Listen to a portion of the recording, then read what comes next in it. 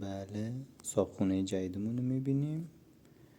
اقدس پر رو، فقط کارش شده بخور بخواب برو، بخور بخواب برو. بی‌تربیت. اقدس شکمش که سیر شد دیگه آدم نمیشناسه دیگه. بی‌تربیت. اقدس